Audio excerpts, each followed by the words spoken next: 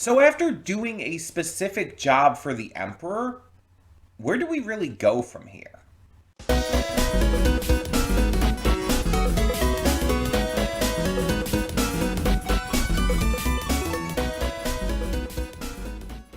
Hey everyone, welcome to Princess Gay. I'm your host Connie, and today we are here with my blind reaction to episode 5 of the Apothecary Diaries. It's been a couple weeks. We didn't get to this last week due to Halloween and YomaCon coming up, and I just had limited time, so I apologize for the wait. But we are back, and yeah, I brought up the question of where do we go from this point forward? Because obviously there's plenty of things we can do. But in episode 4, we already got the Emperor coming in and specifically requesting Mao Mao do this job for him, help out with his one concubine. And it was a very serious, very more important episode than others had been, while still following the basic formula that these episodes have been going in. And my big question about, like, okay, where do we go from here is because it's like, that feels like we got to that a little early, does it not? And I don't know where this series is going to go. I don't know, like, what other kind of things it's going to do. I don't know how it's going to break out of the status quo, break out of the mold, and start changing up the formula and stuff. But it just feels like having the Emperor come in and actually have, like, a specific job for Mao Mao to take care of this early, it almost feels rushed in that regard. And I want to make very clear here, I'm not saying this to, like, hate on the show or anything. I'm very much enjoying the show. It's just a matter of, like, why would you have the Emperor come in and request something of Mao Mao this early? I understand, like, based on where we set everything up with, like, episode 1 and all, like, I understand, I guess, the urgency that they would have needed to, like, do this with. I understand that the writing for it was already set up for this to occur. But it still feels like the Emperor getting personally involved happened way too early and way too casually. And I understand that he definitely could and probably will come back at points. And I understand that there will be probably bigger jobs and bigger things going on, but it just still feels like really quick to bring that in. Maybe that's just me, though. I just feel like you have this Emperor set up. You have, like, how big of a deal this kind of thing is. Episode 4 just seems way too early for that.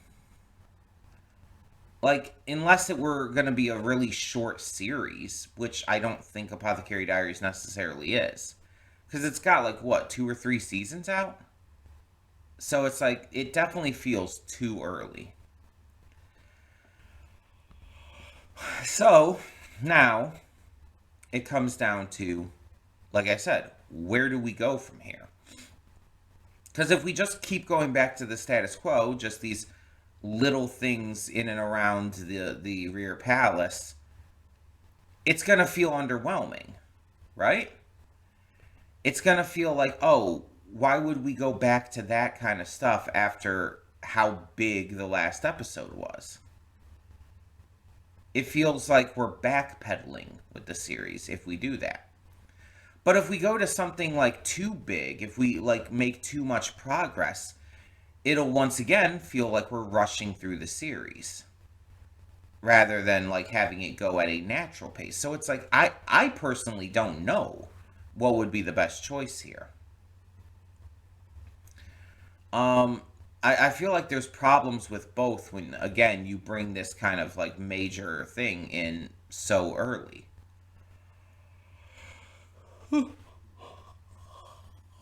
Would have made more sense to me if the Emperor didn't get personally involved. until like episode 10 at least. Like, I'm not saying that plot line from the last episode couldn't have happened. I think it could have and should have. But the Emperor himself should not have been personally involved in requesting it. I think he should have sent someone. Like, sent someone on his behalf, someone who speaks for him, in order to request instead. Having the Emperor himself show up just feels, again, with everything they've set up, just feels a little rushed to me. But maybe that's just me. I'm either way very excited to see where we continue to go. Like I said, I've been very much enjoying this. I just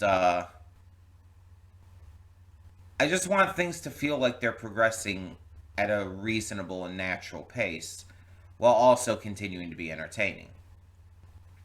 So for now, I think we'll just let the episode speak for itself and kind of go from there. So let's check it out and see what we have in store. Hold up just a sec. Before you click that link down in the description below to get to today's video, I want to remind you of all the awesome content we have both on this channel and the Princess of Gaming channel. Let's check it out.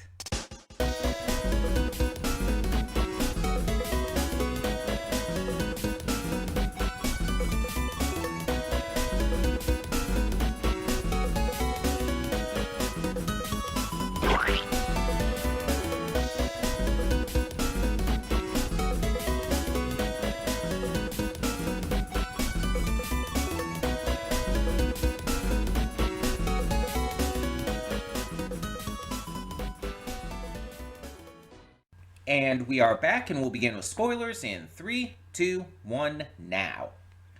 So, like pretty much every episode, this episode has had Mao Mao, like, working on stuff, making new things, coming up with new solutions, solving some kind of problem.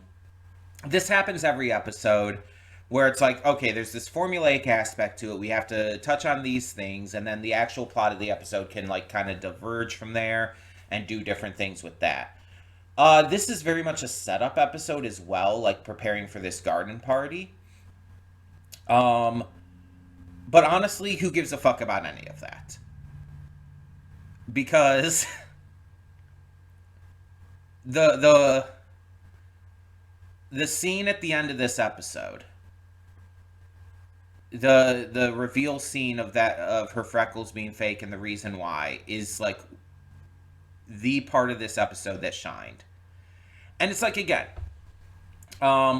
multiple aspects of this episode were like just kind of following a lot of the same steps they usually would, doing a lot of the same things, talking to Lady Gyokyo about things, learning more about the rear palace and the people within it, Mao Mao enjoying snacks,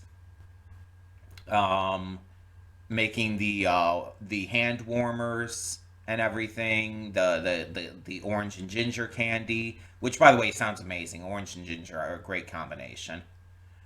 It's like, all of that is very by the numbers. There's not really a lot to talk about. These afterthoughts are probably going to be pretty short. What I want to talk about is that ending part, though. Because it's like, we get a glimpse at it at first, and it's like, they're like, okay, now we're going to do your makeup, and they're like, oh, you never told us, or whatever it was, whatever exactly they said. It's like, they seem shocked and surprised. I'm like, what's happening here? What's going on? And then it, like, cuts. And luckily, we don't have to wait too long for it to get back and tell us what was going on. Because when Jinshi comes in to see Gyokyo, he also sees Mao Mao there and notices her freckles are gone. And so we're, like, assuming, okay, she's covering it with makeup, because, you know, freckles back in those days, and in a lot of societies, have been seen as, again, blemishes, as ugly, as making people unattractive and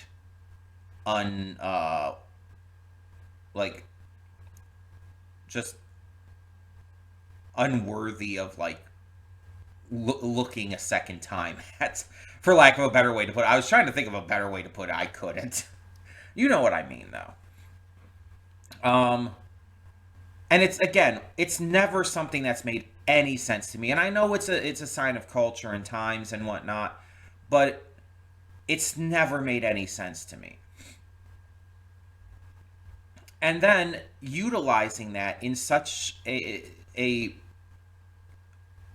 like horrifyingly beautiful way, I think is a way to put it. For that reveal, to reveal why she puts on fake freckles, that they've been fake this entire time, and why she does it, because of working close with the brothels and everything. She wanted to avoid being, raped and kidnapped, and so she used the freckles to make herself unattractive and avoid that problem. And the time when she was kidnapped was because her freckles had faded and everything. And it's just like, I'm just like blown away.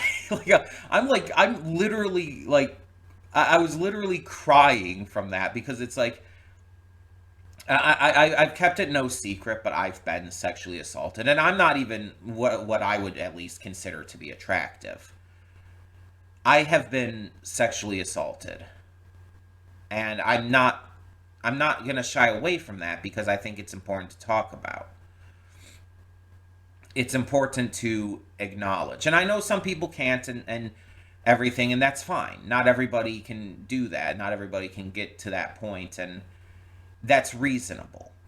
I'm not going to blame a victim ever for not being able to talk about, being victimized. That's a traumatic experience. But it's like, the idea of like intentionally making yourself, again, quote unquote, because it's very subjective here, but the idea of making yourself uglier in order to avoid that, because it's such a real possibility, is horrifying to me. It's so fucking like terrifying as a concept, and so sad that she had to do that she genuinely felt like there was a real threat of that. Also, the fact that, like, Mao Mao, by the way, just to point this out, is 17 at the start of the series, meaning that she's been doing this probably for, I would say, a couple years at least. And I understand, and I've talked about this in the past with, I believe this show, but others as well, that there's a lot of times, like, from like older decades and generations and whatnot. Decades is definitely too short, but you know what I mean. I guess I could say centuries. Older centuries and everything, older like time periods where the age thing wasn't as big of a deal, and like in a lot of those days, like girls like 13, 14 years old, basically once they're able to menstruate, were like married off by their parents, their fathers and all. And it's just like, girls would get married and like engage in sexual activity just way too early, honestly. And it's like, we could talk forever about how fucked up that entire thing was, but that is how things were in those times. And at least like Mao Mao here isn't like a 14-year-old talking about this kind of stuff. She is 17. She's on the cusp of adulthood. And I do know that this series does take place over like a passage of time, so I do know she ages up throughout it. But she is still technically a minor here. And it's still like really horrifying to hear her talk about this kind of thing. And again, especially knowing that this would have been like probably been a couple years that at least it's been going on. And she was that worried about being like, again, raped by unsatisfied customers of the brothels. And it's just like, Jesus fuck. It's like very uncomfortable. But I want to make very clear that I'm not like angry at this series for touching on a topic like this. In fact, I actually praise it greatly for doing so. Because topics like this, very uncomfortable ones included, should be touched on. Especially if there's something that makes us uncomfortable. And it's not being portrayed as a good thing here, not at all. It's very much being portrayed as a bad thing. It is definitely something. It is definitely a problem, because even like Jinshi is like shocked and horrified by this himself. He feels very hurt by it, because he's like, we should have been doing something about this shit. We should have been taking action against this shit, and he feels guilty for just the fact that she would be that afraid of, being assaulted, that she would do that to herself. Although, again, the entire freckle thing being ugly is weird to me, but not the point here. And it's just like, it is very actively portrayed to be something that like had shaken him. Like he was shaking. He was in tears. He was fucked up over that. And that also goes to show like what kind of person he is, which is very important. It very much gives us a great vibe of who he is as a person, more so than I think anything else we've seen from him thus far.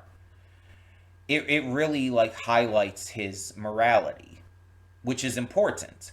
Because like he's never seemed like a bad guy or anything, but he's always kind of come across as someone who's a little looser with things.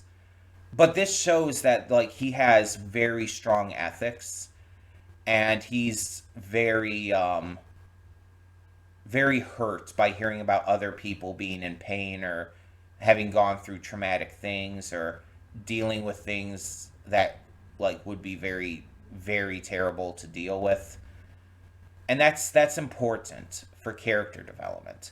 But this also obviously develops Mao Mao herself, um, showing kind of why her personality is the way it is. A lot of people tend to, and this is not everyone, obviously, but there are a lot of people who tend to retreat inward when confronted with pain and trauma, and even just the possibility of such. And I know this because I'm one of those people.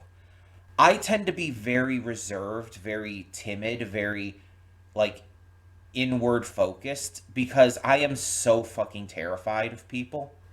Like, that sounds like, that may sound wild to you, but it's like that's the best way I can put it. People terrify me, and not just like the people who are willing to do shit like this, who are willing to rape and murder and kidnap and whatnot. I'm scared of people like from a general sense.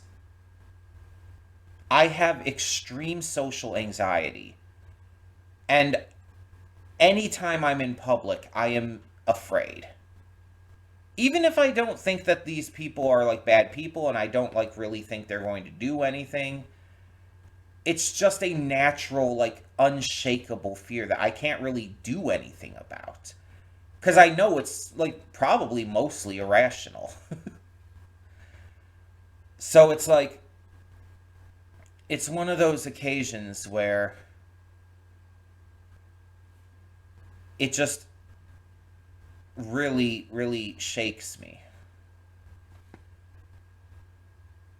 And I don't like dealing with that kind of feeling. I don't like having negative feelings at all, mind you, but I really don't like dealing with that.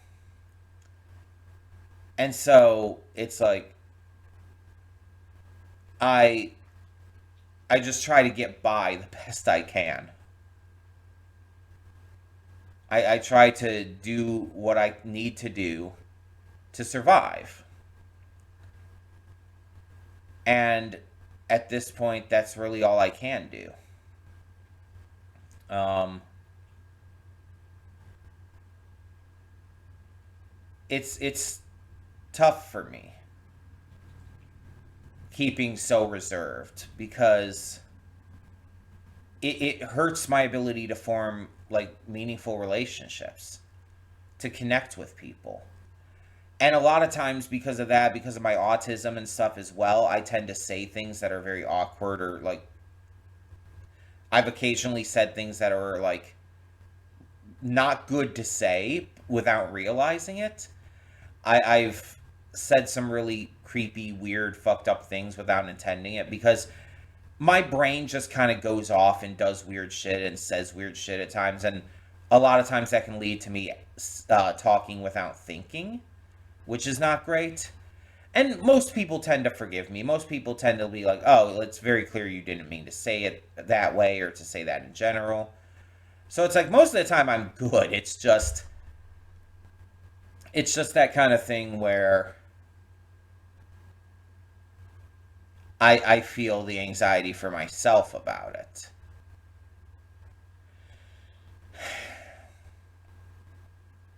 And because of this, like I said, I retreat into my shell, basically. I hide myself away. And when I do communicate, I'm very awkward at it because of it. And a lot of that does come not just from my general fears of people, but from other fears too.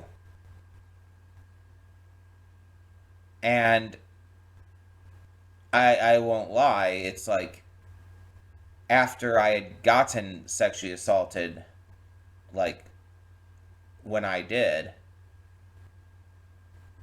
it definitely made things worse. It definitely affected a lot of how I just have acted. And this has happened multiple times, by the way, just to be completely open and honest with you. Like, I have been sexually assaulted multiple times. It wasn't just a one time thing. But, like, every time it had happened, it's like it just, like, chipped more away from me. Because here's a funny little thing for you. Back when I was a kid, I was way too over talkative. I had a lot of friends, but even beyond that, it's like I've been told stories from my parents, like, "Oh, you would just go and tell strangers in like the store our address and shit." And it's like, I did what? Me? I'm giving out personal information to random strangers in a store? Me? And it's just that's baffling to me because it's like I try to avoid eye contact with random strangers nowadays. But it's like, yeah, it's like I just have gone through like various pains and traumas and of course like the assaults and those kind of things have just chipped away at me bit by bit over the years. Caused me a lot of just issues in regards to how I interact with people. That combined with the autism and other stuff, it's just like I'm not the most social of people, and it sucks because I'm also very extroverted, so I love to actually be around people. It's a weird ass combination. I love being around people. I love going to public events like conventions and stuff, but it's like I have anxiety when I do. It's a mix of both, and it's just like it's such a wild um, duo of things to have. Um, but yeah, I feel like a lot of what Mau Mau had gone through is part of the reason why she's as, held back and reserved as she is. And it might not be fully, like, that just might be how she is to a degree as well, but, like, finding out that she had to go through all this trouble to avoid being raped. And we know, like, she also, like, had to deal with a lot of other things when she was back with the brothels and all. And there's definitely stuff we don't even know about with her history and all yet still. So it's just it develops her in such important ways, giving her so much more depth, just adding on to the depths of other things that she's already, had with her. And it's just like I'm just so kind of like flabbergasted by how serious and intense that got at the end there. Again, it like was literally bringing me to tears because of like personal experience with that kind of shit, and just also seeing Jinshi get so serious and start crying as well. It's just like I'm a very sympathetic crier. If someone cries in front of me, it's most likely gonna either cause me to cry or at least get me very, very close. And that includes animated characters. It's just like if a character is crying on screen, I have a much greater possibility of crying myself. But yeah, like I said, there's not really much else to talk about with the episode here because it's like everything else was pretty standard stuff, and I think I've said everything I really needed to. But yeah, the ending scene was like so masterfully done. It was so intensely emotional and powerful and said so much. And it's just like it was just a lot to watch and listen to. And the voice actors obviously did a great job with that scene as well. I want to point that out too. The voice actors really nailed that scene, which is important because a scene that heavy really needs to like be taken seriously and given all of the acting prowess someone can bring out. It's like you should not be holding anything back with a scene like that. Ah, like fuck, man. That got to me. That got to me. But tell me in the comments below what you thought of this episode of the Apothecary Diaries, and thank you so much, as always, for tuning in. For now, I'm Connie, and I'm signing off. See y'all next time.